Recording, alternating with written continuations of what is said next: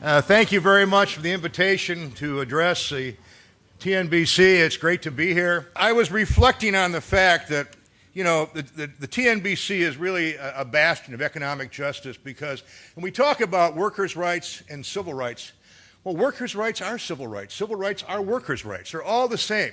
So, it's all one movement. We're in the civil rights movement. When we talk about organizing people, when we talk about bringing the promise of the Teamsters Union, we're bringing them civil rights, and we inspire people.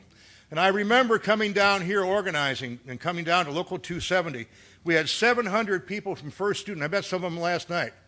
And we came down and we had a big rally. 700 people voted for the Teamsters at First Student. And we came down here, had a great rally, and had a lot of fun. But that's what it's about. It's about organizing. It's about spreading what we have and spreading the message of the TNBC and the Teamsters Union together. It's such an exciting time. I was reflecting on a story that my dad told me, and probably the Teamster lore, which I haven't seen in many books, but it has to do with New Orleans. I said, we're coming to New Orleans here, and it reminded me of a story 50 years ago that my father was down here organizing when he was general president, and they were trying to organize a big refinery.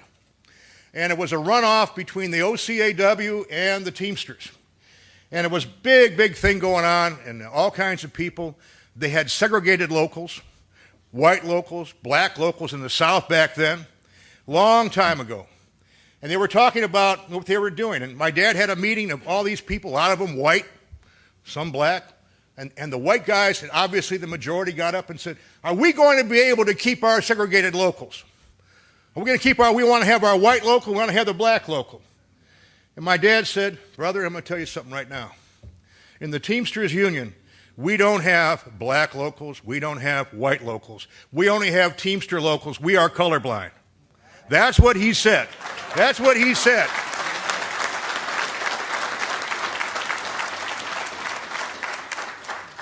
And you know what? We lost that election. But I don't think. That's right. We lost the election because we got principle. We got principle, and that's what it's all about. We got principle. He said, no, that's what we believe in. No segregation in the Teamsters Union. No, no.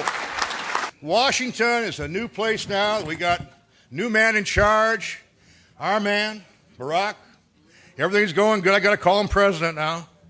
I can't call him Barack anymore. He was Barack on the campaign trail, wasn't he? Now he's Mr. President. Well, I don't make that mistake. I know to call him Mr. President. I got to tell you a story about George Bush. No one misses George Bush, by the way. Anybody miss George Bush here? Oh, no. I heard that George Bush now is trying to make some money. So he's going on these speaking tours, absolutely going out, where you get paid like Bill Clinton used to do, and he's demanding $150,000 a speech. But I also heard for $25,000 more, you can throw a shoe at him. That's a good deal.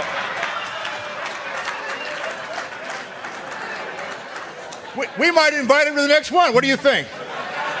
Bring your shoes. We won't miss.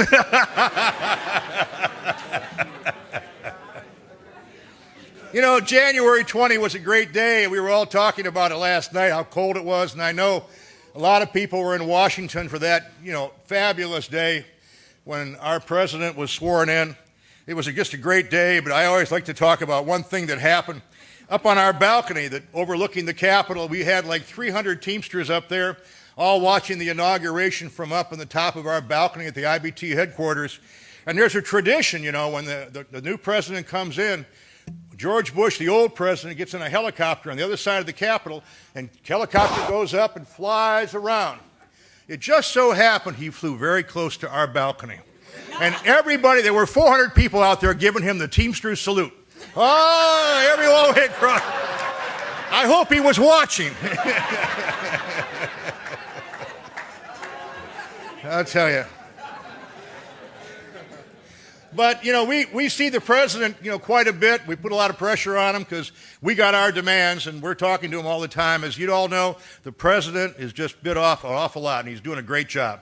But he is working night and day to make our country a better place, and he has our support. I'd like to tell you about a story that we were at the White House 1 month after January 20. It was about February 20. It was a signing of an executive order for the establishment of the office of the White House Office of the Middle Class. Well, it was very nice. There were like 100 people there, 150 people, but there were 20 labor leaders in the back. And when we came in, they kind of told us, Secret Service says, you guys sit over here. I said, what is that about? Why do we have to sit over there? So they put all the labor leaders in 2 rows in the back. So that was fine. They went on, they signed it, a lot of media, very exciting, you know. And then when it was over with, the Secret Service says, all the labor leaders file out and go into the blue room. Into the blue room, which is right down in the White House. And the president wants to see you. Oh, that's nice. So we stood there, and we waited, you know. We had to wait 15 minutes. We all chit-chatted with each other. And then the door opened up, and President Barack Obama and Vice President Joe Biden walked in with the biggest grins on their face. And they said, thank you and welcome back to your White House. Welcome back to your White House. Okay, the next one we're talking about is employee free choice. Man, that's dear to our heart, but now we're one. He told us, he says, look, Barack Obama said, let me tell you something. He says, if I don't get health care done, we're never going to get EFCA done. He said, because they're trying to build and divide us right now. He said, we've got 60 senators right now, and he said, we've got to get this done. This is the first priority. But he promised us, he says, when we get health care done and I get it signed, we will then go on to EFCA, and I will do everything I can to pass it. That's what he told me. Now, that's good. We all know what EFCA is, Employee Free Choice Act. It's card check. It's treble damages if they fire somebody, and it's mandatory arbitration on the first contract. All those are important. Labor leaders know, I mean, sometimes you win an election, you can't get a contract.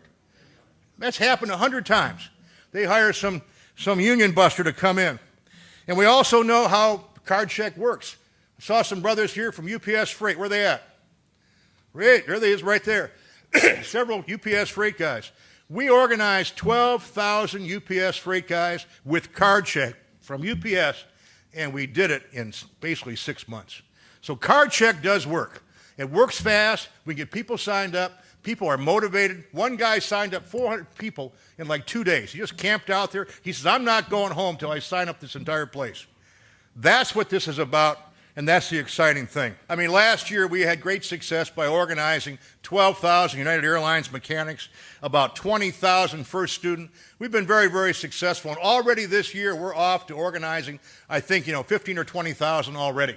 So we're on a roll, and we're organizing first student. And one of the things, I was just in Houston, and we're going to go to Cleveland. We're going to go to places. We're organizing 8,000 Continental Rampers, Continental Airlines.